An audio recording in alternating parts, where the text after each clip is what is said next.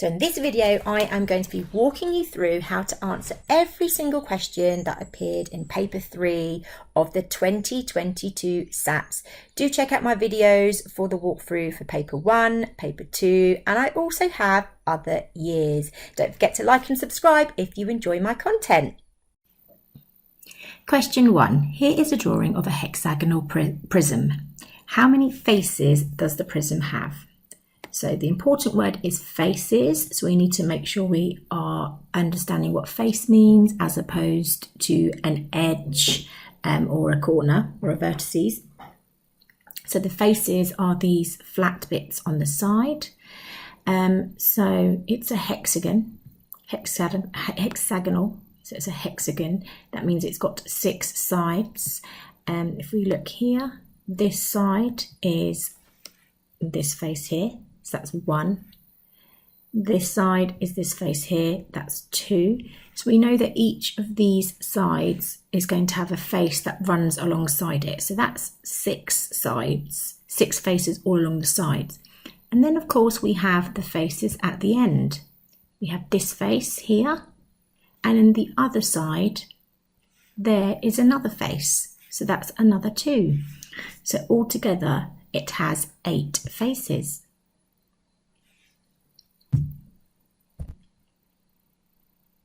Question 2. Here are 6 number cards. Use all 6 cards to complete the 3 multiplications below. Now in bold we have use all 6 cards. So as there are 6 spaces and there are 6 cards, it means you can only use each card once. So first of all, let's look at the multiplications. We've got 24, 28 and 30, and we need to use the digit cards we've got to make those numbers.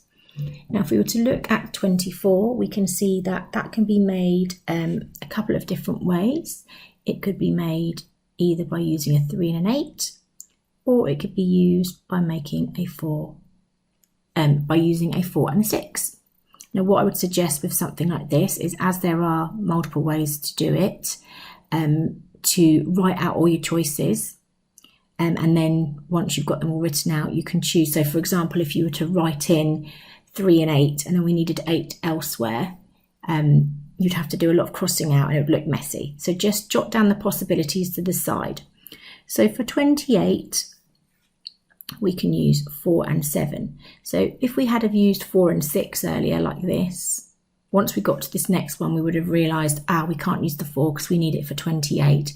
And in fact, 4 and 7 are the only factors of 28 there. So we wouldn't have been able to do it any other way. So we would have then had to cross out. So that's why it's best to just jot down to the side the possibilities, and then you can plot the numbers you need afterwards. And for 30, we've just got 5 and 6.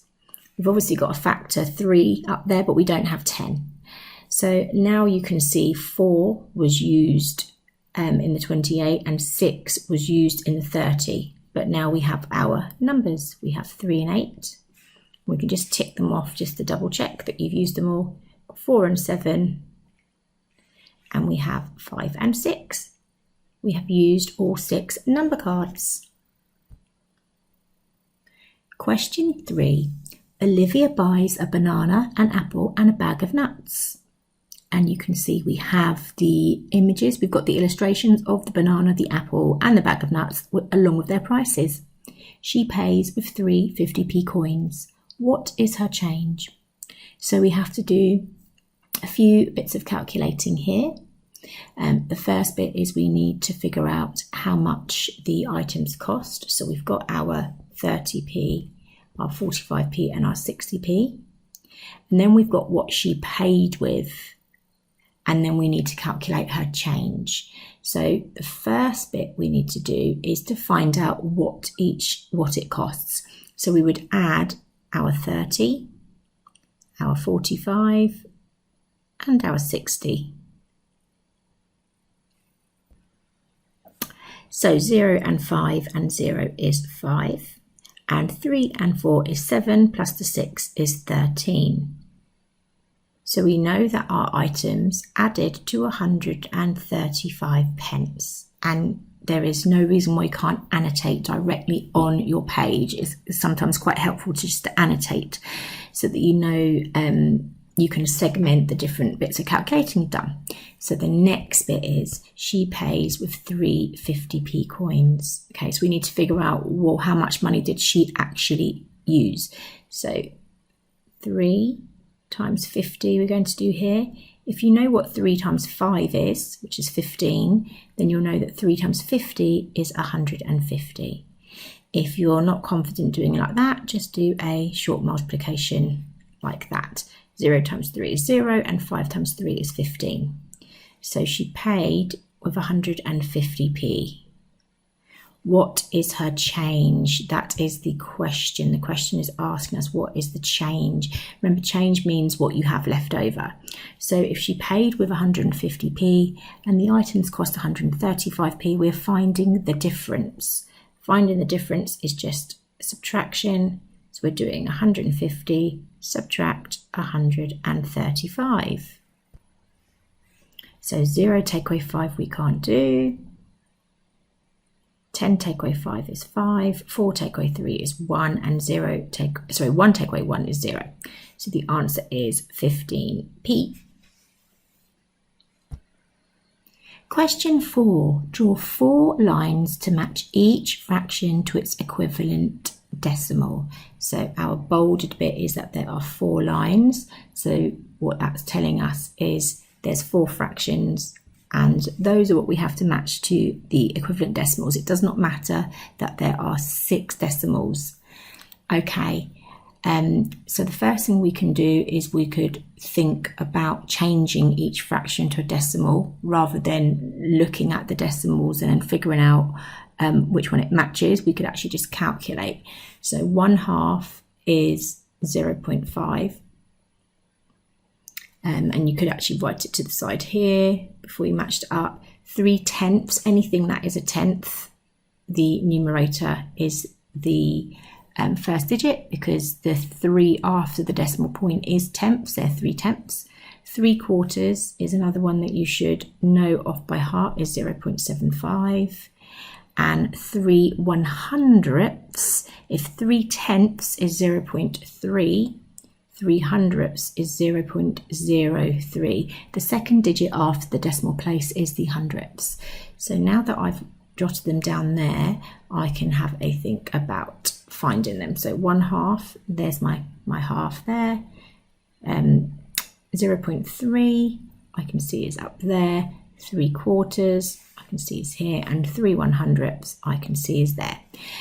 Why I suggest to jot them down beside it before you join them up is so that if you made a mistake, you haven't drawn your line. Okay, if you accidentally, for example, did 3/10 like this and then got to 3/100ths and realized, oh no, it's actually that, you don't want to be doing this really. Okay, you want to avoid doing that. So it's best to just jot it down and then join up afterwards. Question 5. Some children vote for their favourite ice cream flavour. You can see we have a table here with the headings ice cream flavour with 4 different ice cream flavours listed below, and then number of children, and then it's showing us how many children chose or voted for each flavour. The question is, how many children vote for strawberry? Now, if we look at our table, we can see that we have our ice cream flavours listed in the first column. The second column, if we look at the very bottom in bold, we have this total 402. That is telling us that all these numbers here add up to 402. And you can see that there is a missing value next to strawberries. But we do know that all of those together would add to 402. So what we need to do here is to add up what we do have. So I'm going to add it up over on the side just because the space is a bit bigger, and I'm actually going to start with the chocolate 154 because I want to put a 3-digit number first. You don't have to do that, but I like to put the biggest number at the top. So 154, 87 and 38. I'm just going to tick them so that I know I've written them down, and I want to add those. So 4 and 7 and 8 is 19. 5 and 8 is 13, plus 3 is 16, plus 1 is 17, and 1 and 1 is 2. So 279, those 3 ice cream flavours add up to, and our total is 402. So we're finding the difference between 279 and 402. When we're finding the difference, we are subtracting. So we are now going to subtract 402, subtract 279. 2 take away 9 we can't do, and we can't borrow anything from the 0, so we need to go to our 4. We can now take 1 from the 10 column. 12 take away 9 is 3, 9 take away 7 is 2, and 3 take away 2 is 1. The difference between 279 and 402 is 123. Therefore, our missing value is 123, and we would write 123 children in the answer box. Question 6. This chart shows the range of temperatures each day during 1 week from Monday to Friday. You can see we have a line graph, like a bar graph, that's going sideways. It may look different to your typical bar graph that goes up. But we have our measurements going left to right at the bottom. We've got our temperatures in degrees Celsius, and then our bars are labelled on the grid. The first question is, what was the lowest temperature? And the second question is, what was the difference between the highest and lowest temperatures on Wednesday? So let's take each question in turn. What was the lowest temperature? Now, if we look at the section that shows us our temperature, it's this bit along the bottom. So this is our temperature. So if we look at our bars, this bit is the lowest. Okay, so the lowest temperature is between our -8 and -6. So it is -7. That is the lowest temperature. Temperatures going from left to right like a number line. The second question, what was the difference between the highest and lowest temperatures on Wednesday? So now we have to look specifically at this bar Wednesday, and we need to look at where it was at the beginning of Wednesday.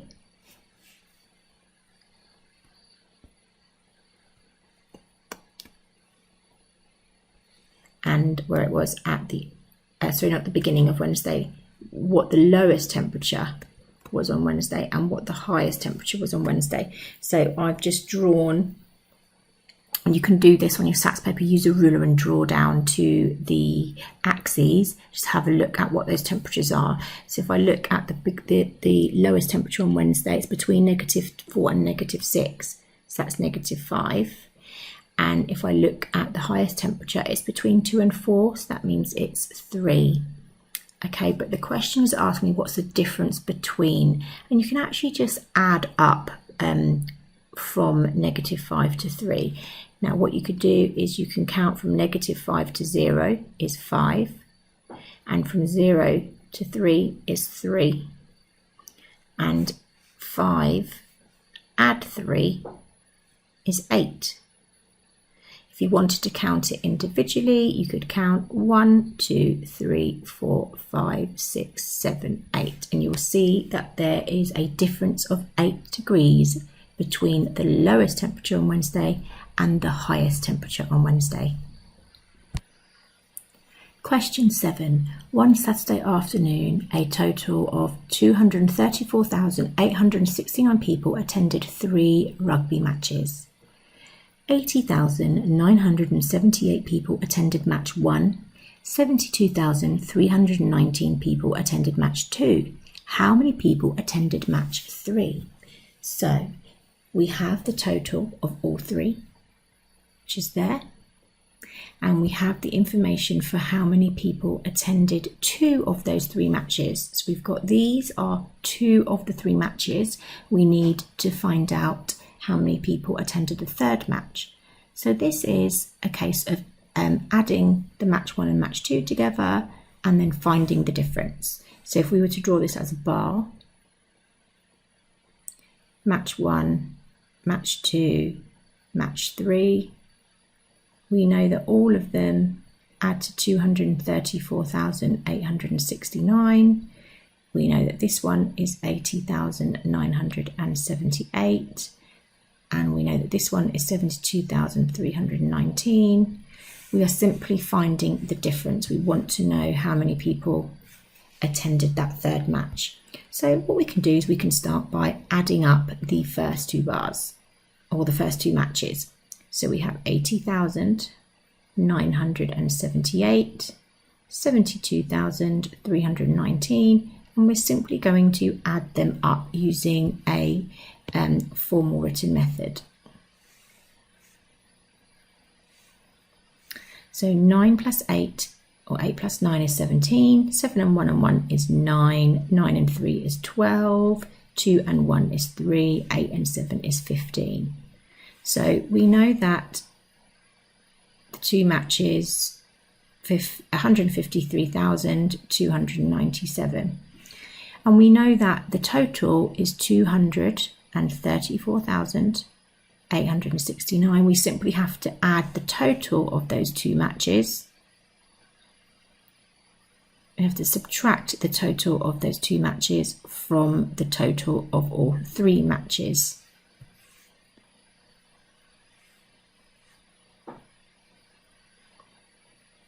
So 9 take away 7 is 2.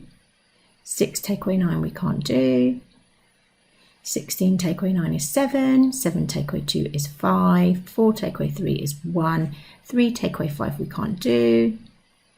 13 take away 5 is 8. And 1 take away 1 is 0. So we have 81,572.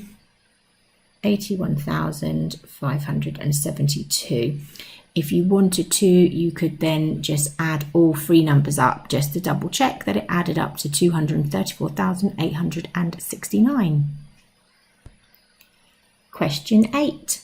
7,546. Round this number to the nearest 1,000, to the nearest 100, and to the nearest 10.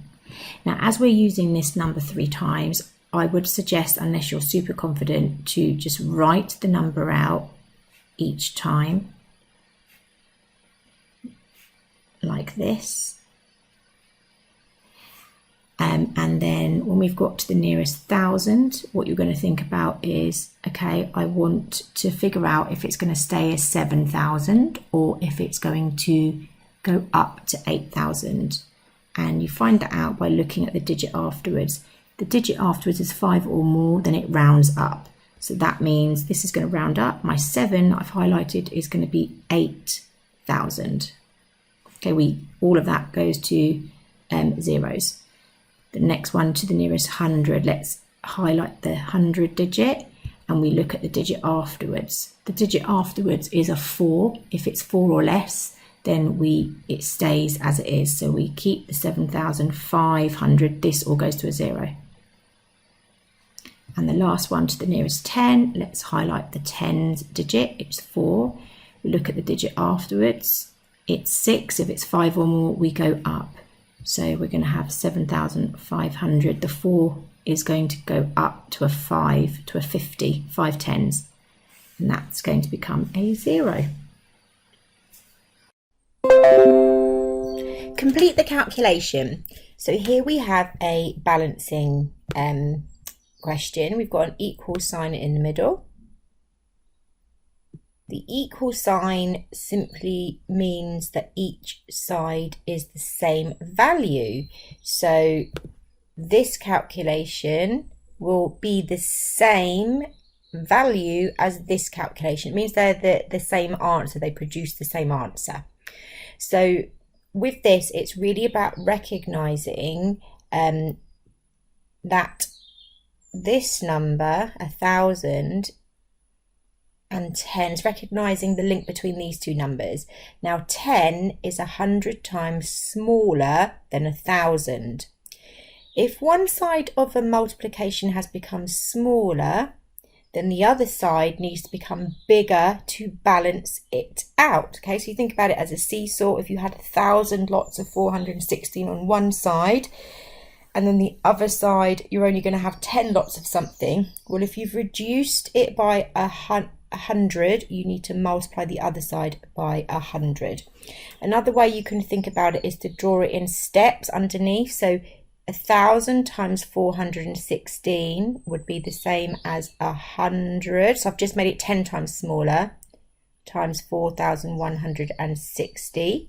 So can you see I've made this side 10 times smaller, and I've made that times 10 times bigger. So we need to go 10 times smaller again. So my 100 becomes 10. My 4,160 needs to become 10 times bigger. That now becomes 41,600. Okay, can you see that progression? You can keep going. 1 is 10 times smaller. It would now be times 416,000. Okay, does that make sense? But we're looking for this one, aren't we? The 10. So you need to make sure that you write your answer in. So you might not need to write that all out. You might be able to just spot 10 is 100 times smaller than 1,000. So we then need to make 416 100 times bigger. But if you do get stuck, there is a strategy. Question 10. Adam buys 4 pens and a ruler and pays £4.75 altogether. Jack buys 2 pens and pays £1.98 altogether. How much does a ruler cost? Okay, so we have enough information here to be able to figure out what that ruler costs. Let's just highlight 4 pens and a ruler is £4.75. 2 pens is £1.98. So let's have a look at the difference of what Jack and Adam pay. So let's have a look at Jack's purchase. He's bought 2 pens, he's bought no rulers. So because he's bought 2 pens, we're going to be able to figure out what 1 pen costs. So he's got 2 pens for £1.98. So if we put £1.98 in a bus stop and divide it by 2, we can figure out what each pen costs. Or you could halve your pound. If I put my £1.98 like that, half my pound is 50p, half my 98p, and I've got 49p. Add them together, I've got 99p. Let's do it dividing. 2 into 1 doesn't go. Decimal point goes above the decimal point. My remainder goes there. 2 into 19 goes 9 with a remainder of 1, and 2 into 18 goes 9. So I know that 1 pen is 99p. Okay, which means that these pens are going to be 4 lots of 99p. Now you could do 99 times 4, or you could just do 4 times a pound is £4, and then take away 4p because we've added a penny on. So that would be £3.96. Okay, or you could have just doubled these pens. If 2 pens is £1.98, then double that would give you the price of 4 pens. So once you've figured out what 4 pens cost, £3.96, you can subtract that from the £4.75 to find out what the ruler costs. So we're going to do £4.75 subtract £3.96. 5 take away 6 we can't do. 15 take away 6 is 9. 6 take away 9 we can't do. 16 take away 9 is 7. Don't forget the decimal point. And 3 take away 3 is nothing. So we have that it is £0.79 or just 79 pence. Please make sure when you write your answer in, I'll just go down to the answer box. When you write your answer in, that you put in the right unit. So you either put in 79 pence, or you put in £0.79. Okay, be very careful that you don't put in a pound and then 79p, or that you put 0.79p. That is where we see a lot of common errors made, and you will lose marks if you do that. Question 11. Ali chooses a whole number. That's quite important. It's a whole number. When she multiplies her number by 4, the answer is less than 100. When she multiplies her number by 5, the answer is greater than 100. Write a number that Ali could have started with. So for this, I would use trial and improvement. So for example, just pick a number. Don't dwell on it too long. Just pick a number and give it a go. So for example, if I thought of 10, 10 times 4 is 40. That is less than 100. 10 times 5 is 50. That is not greater than 100. Okay, so I know it's got to be a lot bigger than 10. So I might jump up to 20. 20 times 4 is 80. Okay, that works. That is less than 100. And 20 times 5 is 100. That does not work. 100 is not greater than 100. But I now know that I just need to be bigger than 20. So I could do 21 times 4, which is 84. It's still bigger than, less than 100. And 21 times 5 is 105. It works. Okay, so my answer is 21. Now, write a number that Ali could have started with. So this would work with other numbers too.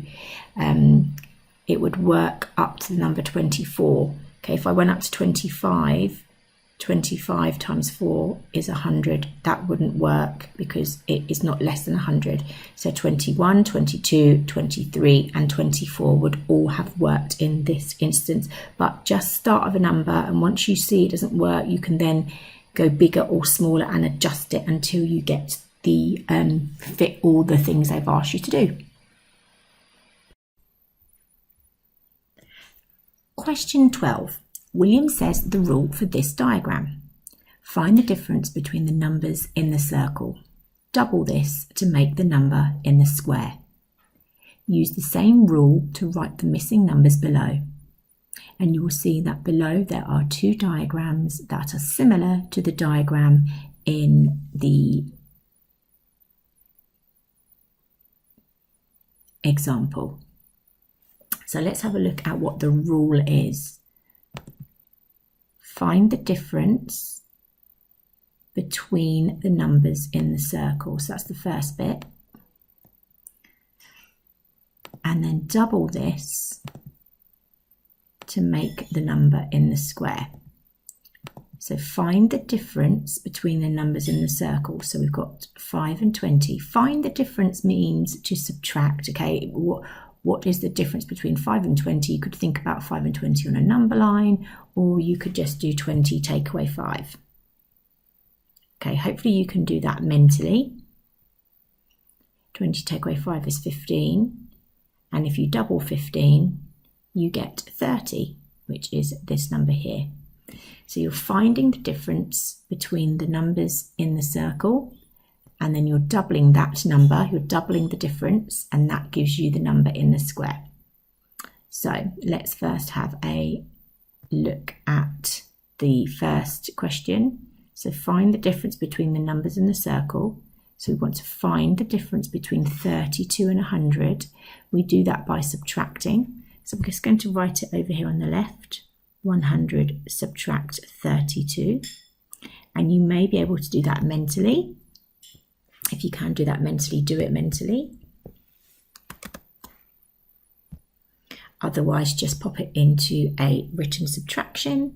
So we can see we can't do 0 take away 2. We can't borrow from the 0. So we're going to go right over here, take 1 from the 100, make that 10 tens, take 1 from the tens, make that 9 tens, and then we have a 1 over in the ones. So we've got 10 ones. 10 ones take away 2 is 8, 9 tens take away 3 tens is 6, and we have nothing in the hundreds column. So our difference is 68, but we need to double that because we are doubling this to make the number in the square. So we are doubling this number, so 68 times 2, which you can either do mentally or put it in a short multiplication. 8 times 2 is 16, 6 times 2 is 12, plus 1 is 13. So in the square is 136. Okay, for the final example, we're still applying the same rule, but we're going to need to take a different approach because we already have the number in the square. And remember, whatever the difference of the circles was, it's doubled to find the number in the square. So if we worked backwards, if we look at our rule, I sometimes like to draw and write the rule out in like on an arrow. So for example, if I was to think about the rule being a sequence that goes along like this, I first of all find the difference between the numbers in the circles. So I could put circle, take away circle, and then I double it times 2. So circle, take away circle, times by 2, and then that gives me my square. Now if I had the square and I wanted to find the circles, I'm going to be going back this direction. So I'd be undoing or reversing everything in that rule from above. So if I was to take the second part of my rule, the times by 2, that's the bit that gets us our square, and the first bit is the bit that gets us our number to double. So if we're going to go backwards, to undo my times by 2, I'm going to divide by 2. So that is undoing the times by 2. Okay, so let's start. We know we've got 400 in the square because it's written in our square. If we divide that by 2, we've got 200.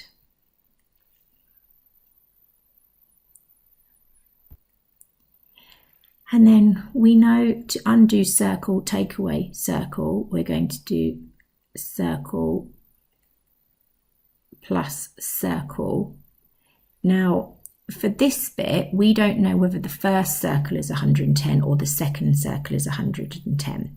So let's say this circle was 110. We know that 200, we're going to undo the plus 100, undo the take away 110 by adding 110. So this circle would be 310 because we're adding 200. If we had have done it the other way round and we had put the 110 here, what we're saying is something 200 plus something makes 110. Now that doesn't make sense because 110 is smaller than 200. So we're not going to be able to add something to 200 to make it 110. Therefore, we know that we're going to be adding the 110 to the 200 to get 310. And then what we can do is we can just check it out. 310 take away 110 equals 200, and 200 doubled equals 400. We are certain we've got the right number, so the number that goes in the circle is 310. Question 13. Write the missing fraction to make this addition correct. So we have 2/3 plus a missing value equals 5/6. Now the first rule we need to apply for adding fractions is that we can't add a fraction until we have the same denominator.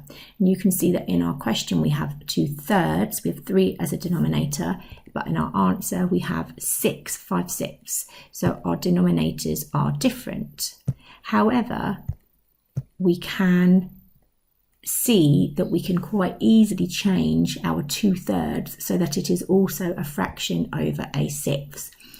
Now, I always suggest when you are changing fractions, when you're changing denominators to have a common denominator, that you take the smaller denominator and change it to match the bigger denominator.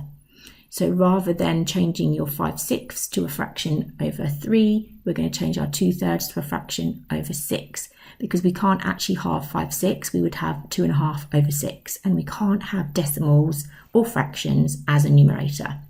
So we're going to change our 2/3 so that it is a fraction over 6, and 2/3 is the same as 4/6. Now that's much easier now to see what we're missing. We know this has got to be a 6 as well. So all we're really doing here is thinking about our line of numerators.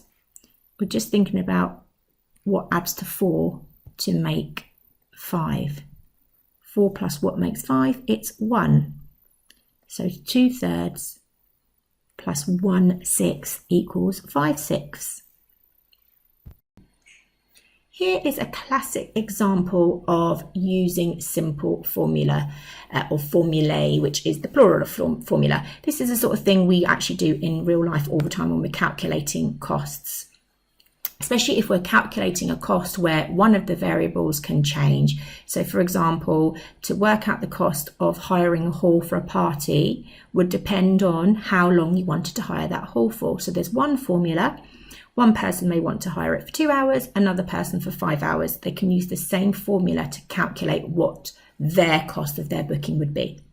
So the formula for this hall booking is a £15 booking fee plus £12.50 per hour. It's very important that we notice that bit, £12.50 per hour. What is the total cost of hiring the hall from 6 until 11? So what we need to do is we need to figure out how many hours there are. So from 6 until 11 p.m, hopefully you can figure out that that is 5. If you're not sure with time, draw a little number line. There's 6 p.m, there's 11 p.m. What's the difference? And hopefully you can see there it's plus 5 hours. So we can input that into our expression. It's going to be £15 plus £12.50 times 5, and we can put that in brackets. We don't have to put it in brackets. Remember, using BODMAS or BIDMAS, multiplication always comes first, but just to make it very clear in your head, we are adding £15 to 5 lots of £12.50. So 5 lots of £12.50, you could do 5 lots of £12 is £60. 5 lots of 50p is £2.50. So this is £62.50. And we've got £15 plus £62.50. And then you can simply just do a normal calculation for that. £62.50 plus £15. Remember to fill in any missing decimals. There you go, £77.50.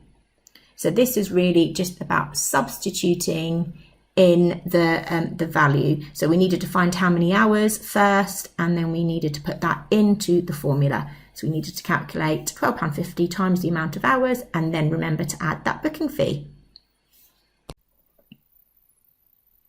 Question 15. Stefan stands. Question 15. Stefan stands in the centre of this square. And you can see we've got a not actual size, so make sure you pay attention to that, because that means if it's not the actual size, don't use your ruler, don't use a protractor, you will not be able to do any actual measuring. You're simply using the words and the information to find out the answer. Stefan is facing towards F. He turns anti-clockwise to face D. What angle does Stefan turn through? So we need to have a think about the information here. He's facing towards F, which means he is standing looking this way. He turns anti-clockwise to face D. So you need to know what your clockwise and anti-clockwise looks like. So clockwise is exactly what it sounds like, the direction a clock hands turn this way. is clockwise, anti-clockwise is that way. So he turns anti-clockwise to face D. So he ends up facing here. So his turn is like that. Okay, he was facing towards F. Literally imagine he was standing in the middle and that's the top of his head, and his eyes are, imagine there were lasers coming out of his eyes and they're looking towards F. And he turns and they're now looking towards D. What angle does he turn through? Now hopefully you can actually you'll spot that that is a right angle, even though it is at an angle itself. It's a bit wonky, a bit diagonal. You can see that that is actually a right angle. If you didn't recognise that that was 90 degrees, the other way you can find the answer is by thinking about what the complete turn is. Now, it's inside a square, but if you turned all the way around, you can see this makes a circle, and a circle has 360 degrees. Anything to do with turning, you want to be thinking about turning in a circle and what section of a circle you're turning. So this also applies to pie charts, lots of pie chart questions in Year 6. Just remember that a circle, a complete turn is 360 degrees. If you then looked at how many sections there are, so when I say a circle, if you imagine Stefan was standing facing F, if he turned, did a complete turn, turned all the way around back to F, he would have turned in a full circle, okay? That would have been 360 degrees. Now, if we look at how many sections there are 1, 2, 3, 4, 5, 6, 7, 8. There's 8 sections, which means that 360 can be divided by 8. So I can use a bus stop, 360 divided by 8. And that will tell me how many degrees are in each section. So if we did a bit of short division, 8 does not go into 3, so we carry the 3.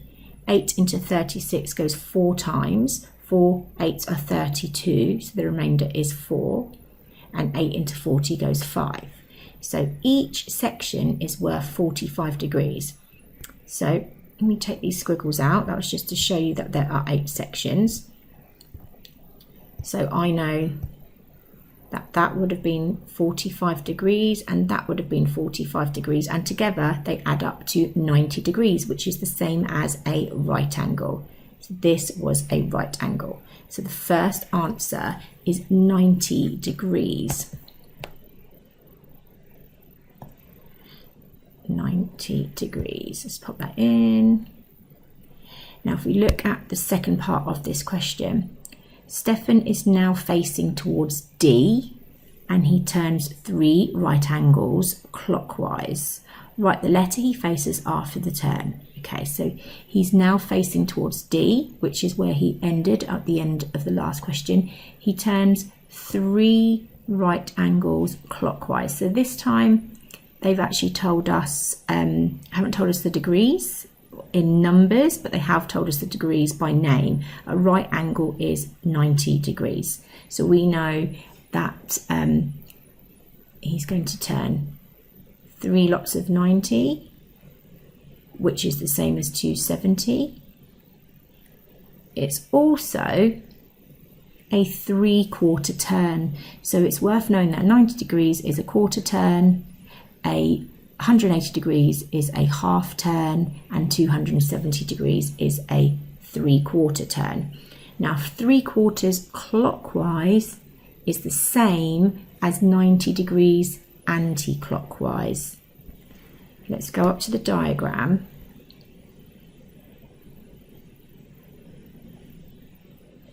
I'm going to rub out the workings I did earlier.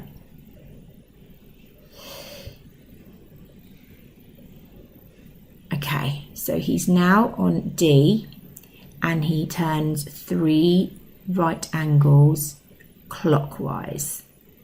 So you could think, okay, clockwise is that direction. So he's going, if I did 3 right angles, there's 1 right angle, there's another right angle, there's another right angle. Or I could have done 3 lots of 90 degrees, which is the same thing, or 270 degrees. I might have added up 45, 90, 135, 180, 225, 270. Okay, that's quite complicated. Or if you know that 3/4, let's put that back in, 3/4 turn clockwise is the same as a 1/4 turn or 190-degree turn anti-clockwise. Okay, so if you think about your circle, let's draw this clockwise angle again. If I was going clockwise and I was only going 3/4 of the way, it would be the same as going anti-clockwise 1/4 of the way. Okay, I've gone 1/4 of the way anti-clockwise, or I've gone 3/4 of the way clockwise. Together that makes your full turn, your 4/4. Okay, so they both get you to the same spot, which is facing the letter B. So the answer to the second part of the question is that after he has turned 3 right angles clockwise or 1 right angle anti-clockwise, he is facing letter B. Question 16. Part of this 10 by 10 grid is shaded. Tick the fractions that represent the shaded part of the grid. And you will see this is a multiple choice question. You then have some fractions to choose from. Now what I would do is, rather than looking at the fractions and trying to choose which one I think it is, I would just look at what is shaded. So if it is a 10 by 10 grid, I know then that that has got 100 squares. 10 by 10 means there are 100 squares, 100 parts, 100 cells in this grid. Next, I can have a look at how many are shaded, because we're looking at the shaded part. Now I also know, because it's a 10 by 10 grid, that every column is 10 and every row is 10. So I have got 1, 2, 3, 4 columns, 4 lots of 10. So that means there are 40 shaded. And I'm going to write that there are 40 shaded out of 100 altogether. So I've got it as a fraction. So there are 40 100ths shaded. Now if I look at the options I have been given, you will see that 40 100 is actually there. Okay, so this one is quite simple, we can tick that. If 40 100 wasn't there, it might have, for example,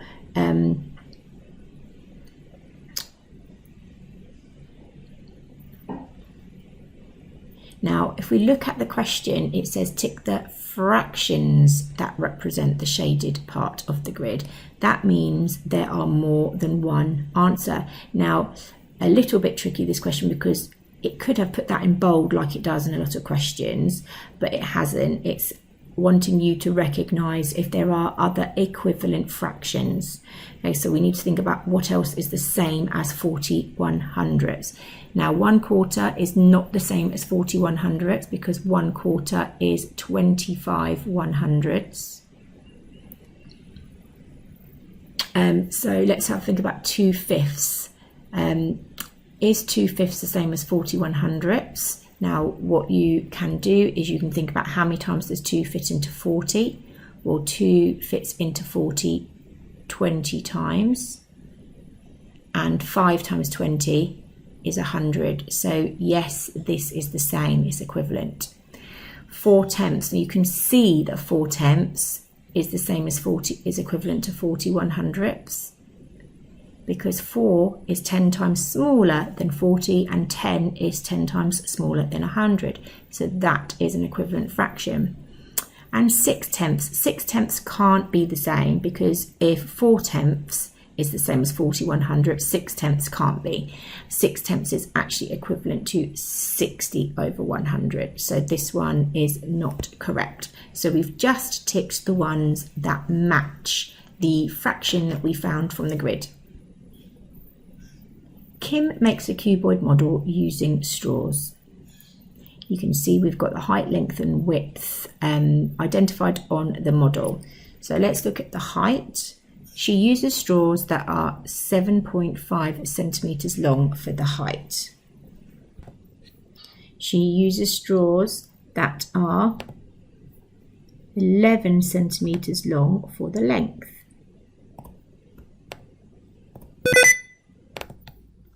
She uses straws that are 8.5 centimetres long for the width. What is the total length of all the straws in her model? So let's first of all have a little look at the amount of each of these dimensions. So if we look at the height, how many straws are used in our height? And we have 1, 2, 3, 4. So 4 straws are used for the height. For the length, we have 1, 2, 3, 4.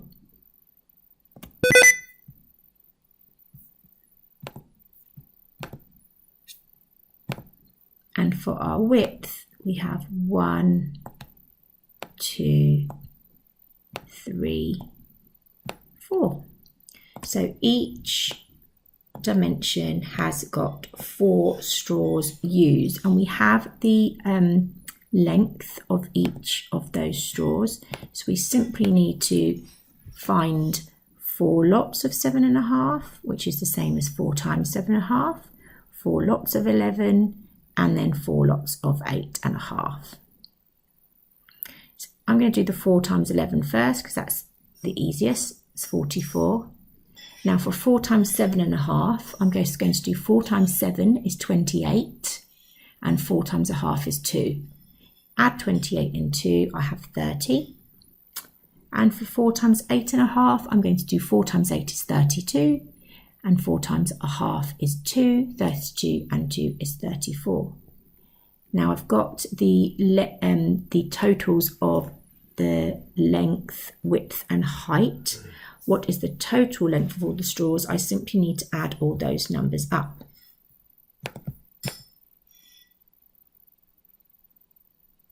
So we are going to add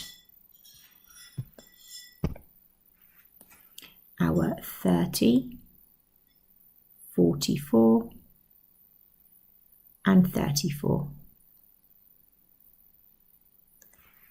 4 plus 4 is 8. 3 plus 4 plus 3 is 10. Our answer is 108 centimetres. Question 18. The full price of a t-shirt is £15. The price is reduced by 30%. What is the reduced price? Now this is the type of question you'd find in real life. So we've got the full price in bold. The full price of a t-shirt is £15. It's reduced by 30%. That means we need to take 30% off of the price. If we imagined it as a bar model, there's the full price of the t-shirt and it's been reduced. We've got 30% being taken off. So we've got 70% left. Okay, we need to figure out what that 70% is. So you could do it 2 ways. You could either find 70% of 15 or you can find 30% of 15 and subtract it. So to find 30%, I'm going to do, we would find 10% of 15 is £1.50.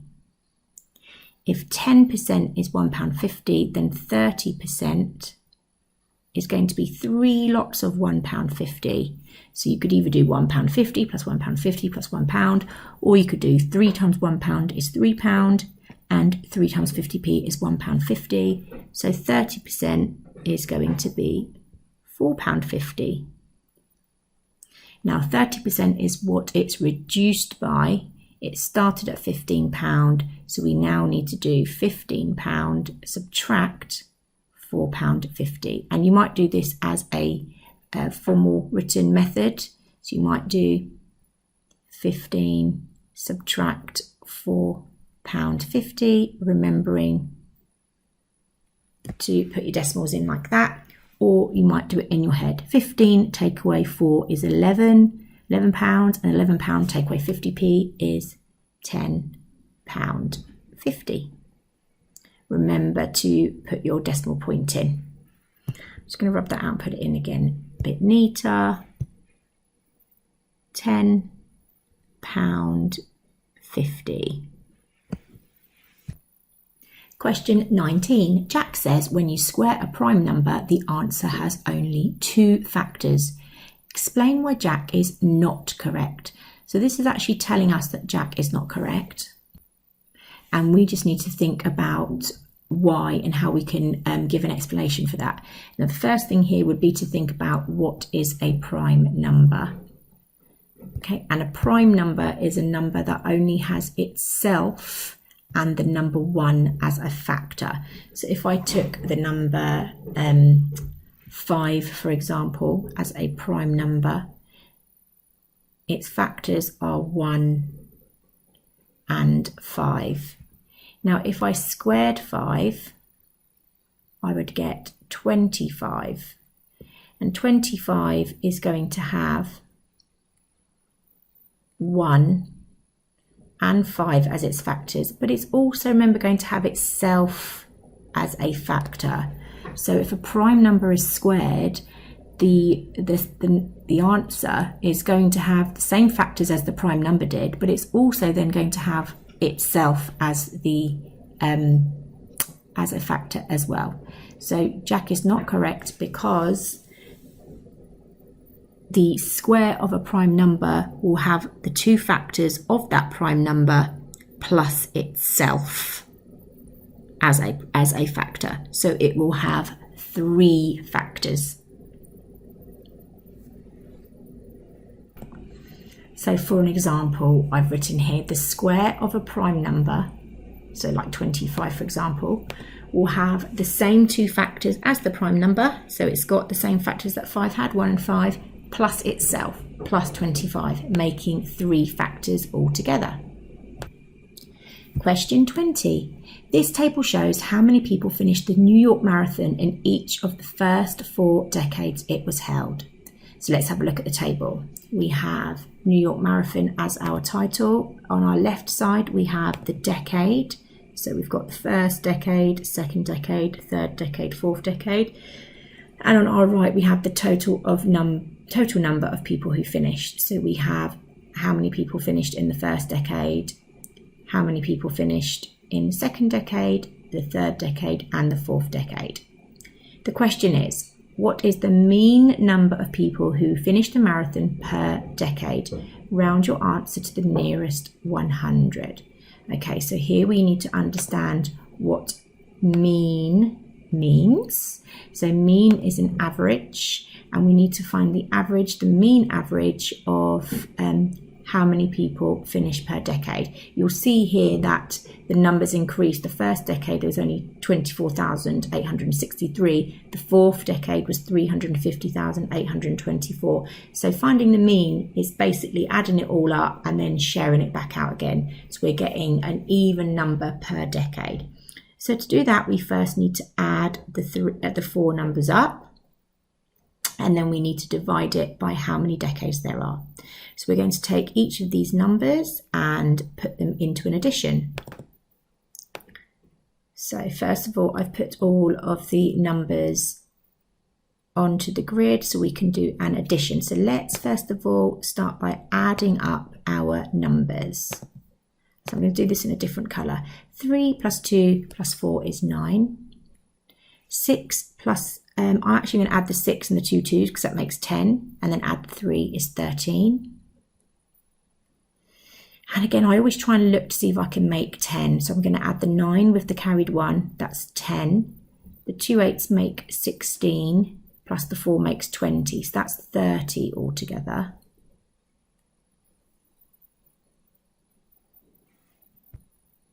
Four and 2 and 3 is 9. 2 and 7 is 9, plus 8 is 17, plus 5 is 22. 1 plus 2 plus 3 plus 2 is 8. So we have 81,939, and this needs to be shared out amongst the 4 decades. So that means we need to divide it by 4. So if we pop that into a bus stop, 819,039. And if we divide that by 4, put that in a bus stop.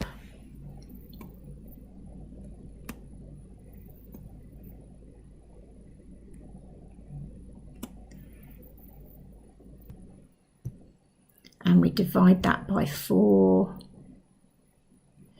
4 into 8 goes twice. 4 does not go into 1. So we do put a 0 at the top because it doesn't go into 1, and we carry the 1 over because we didn't use it. 4 into 19 goes 4 times. 4 4s are 16. That means there's a remainder of 3. 4 into 30 goes 7 times. 4 7s are 28. That means there's a remainder of 2. 4 into 23 goes 5 times. 5 times 4 is 20. That means there is a remainder of 3. And 4 into 39 goes 9 times. That is 36. So that means there is a remainder of 3. And with your remainder, you might write, if you've seen that there is a remainder of 3, how to interpret that remainder. Your remainder is always the numerator, and the number you're dividing by your divisor is always the denominator. So the answer to this would be 204,759 and 3/4. Or you may know how to divide with a decimal,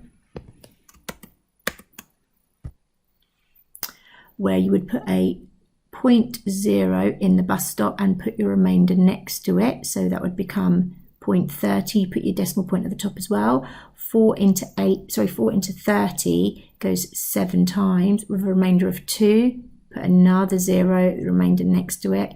4 into 20 goes 5. It's the same number, 204,759.75. Either way, they are both the same number. 0.75 and 3/4 are the same. Now it says to round your answer to the nearest 100. So actually you don't even really need your decimals. Once you've got the first part of your number, the rest of it isn't really that important, because we are looking at the digit that's in the 100 place, which is the 7.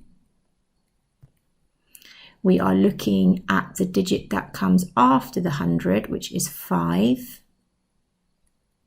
And that tells us, because it's 5, that we need to round up. So the number that we've highlighted needs to go up. So it would be 204,000. The 7 needs to round up to 800. So we now need to divide 82,939 by 4. So 4 into 8 goes twice. 4 into 2 does not go, so we must put a 0 above because it doesn't go, and we haven't used the 2, so it carries over. 4 into 29 goes 7 times. 4 7s are 28, so there is 1 remaining. 4 into 10 goes twice. 4 2s are 8, there is 2 remaining. 4 into 23 goes 5 times. 5 4s are 20, there is 3 remaining. And 4 into 39 goes 9 times. with a remainder of 3. Now you might want to interpret that remainder. That remainder could also be 3/4, or it could be 0.75, okay? But it actually doesn't matter for this answer. We're rounding it to the nearest 100. So if I was to write that number out again, 207,259, I'm just going to write remainder 3. I could put 0.75 or and 3/4. The reason we don't need to know is because if we're rounding to the nearest 100, we are looking at the digit in the hundreds place, which is the 2. The 2 is worth 100. And all we do is we look at the digit after that, which is 5. And that tells us that our 2 needs to round up. If it's 5 or higher, our 2 needs to round up. So we've got our number at the start. We've got 207,000. That's staying the same. It's the 200 that we know has got to round up to a 3. And then everything else becomes a 0. So our answer is 207,300.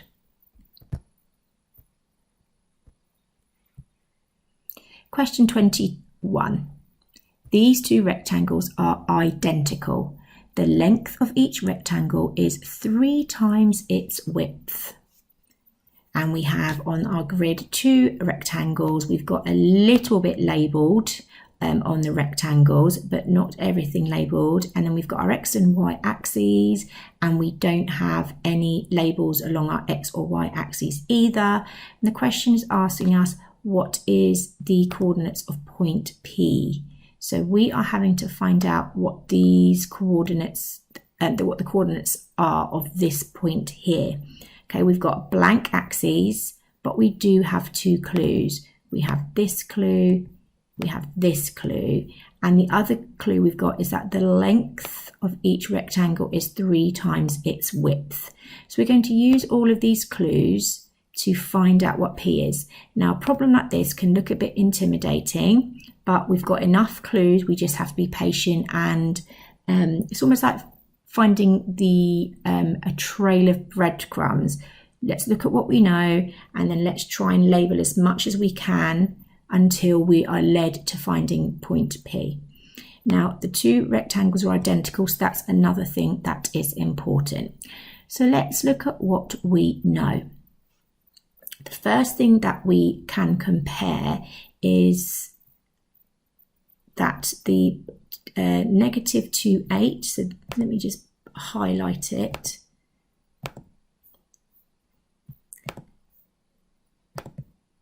This point of the rectangle we know is -2, 8. We could also find out what this point is, because it's going to have the same y-axis coordinate as this, because it's the same height. And it's going to have the same x-axis coordinate as this, because it's at the same point on the x-axis. So we could actually label this part of our rectangle. If I do my brackets, I know that the y-axis is going to be the same as this, it's 8. And I know that the x-axis is going to be the same as this at the bottom, it's 0. Okay, why is that important? Well, the reason it's important is it's now going to tell us what the width of this rectangle is. I can figure out what this distance is here.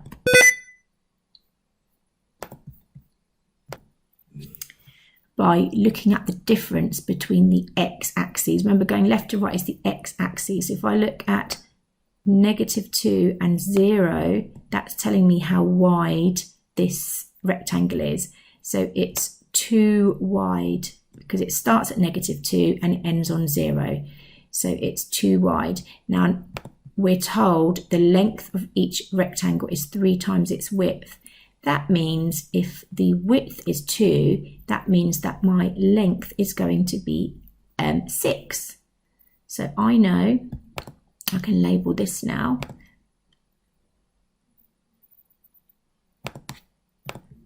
That my length is going to be 6. So from here to here is a distance of 6.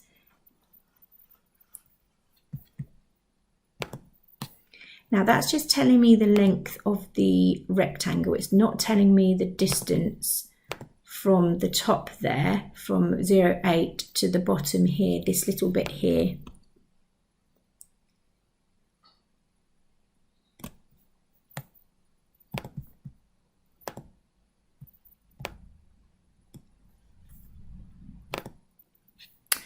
But what I can do is if I look at the y-axis coordinate 8 and 7, I can see that between 8 and 1, that's a difference of 7. So if this rectangle is 6 long, that must mean that this part is 1. So it's halfway. So what I can actually figure out now as well is what height this P is at. If this is at 0, 1, then this bit here is going to be 0 because it's the same.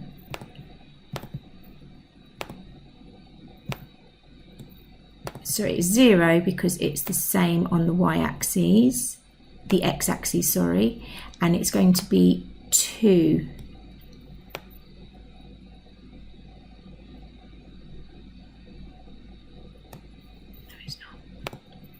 So now I have enough information to figure out what this point is worth. I know that it's going to be 0 because it's the same as this point down here and this point up here. Now this point on the y-axis, we can figure out what that is because we know that this rectangle is 6 long. That helped us to figure out that this is 1, a space of 1. So that means we've got to go 1 up to find the y-axis coordinate. So if this is at 0, 1, then, and this rectangle, this width is 2, then this is 0, 3. And actually we didn't even need to know that bit. Just knowing that this is 0, 1 and knowing that that width is 2, we could figure out that that is 0, 3. So that point is 0, 3. So we now know with this P part, if I do my brackets, we know it's going to have the same y-axis as the bit we've just discovered. So that's 3. And the x-axis bit is going to be 6 added on to this 0, 1. So if I started at my 0, 1 and I went along, I know that that's gone 6. I know that the width, the length of my rectangle is 6. I know that the y-axis coordinate is going to be the same. It's going to be 1, but my x-axis coordinate is travelled 6. So it was 0 and I'm adding on 6, so it's 6, 6, 1. So if that is at 6, then P is also going to be at 6 because it shares the coordinate, the x coordinate of the point below it. So we finally have our coordinates of point P. We had to go all around the rectangle to get there. And there were some bits we didn't need to do. I didn't need to find out that that was a space of 1 because actually just knowing that this bottom bit is 0, 1 is enough to know that that is 0, 3 once we found out that the width of a rectangle is 2. But I know for definite that I found the lengths and the widths of each part of the rectangle, and it led me to point P. So we can write in our final answer in the coordinate box and make sure that if you are labelling the rectangle like I did and finding lots of different coordinates, that when you write the answer, you write the correct coordinates in your box. You don't accidentally write one of the other coordinates you found. So point P is 6, 3. If you're looking for some effective revision to help you with your maths SATs, then check out the Pocket Private Tutor Shop. I have SATs ebooks and I have revision courses. The SATs ebooks cover every single thing from the Year 6 national curriculum, so you can be sure that nothing will appear in the paper that you haven't learned. Each ebook comes with a video which you can watch on a laptop, on a tablet, on your phone. You can even cast it to your smart TV if you want to watch it big. I have worksheets to help you practice the skill, and included are past SATs question examples. That means when you're learning a new math skill, I also include how that has looked in an actual SATs paper before. I also have some revision courses, I have practice arithmetic tests, I have loads of stuff that's going to help you to absolutely smash your SATs. So check out the Pocket Private Tutor shop and download the course that's going to help you now.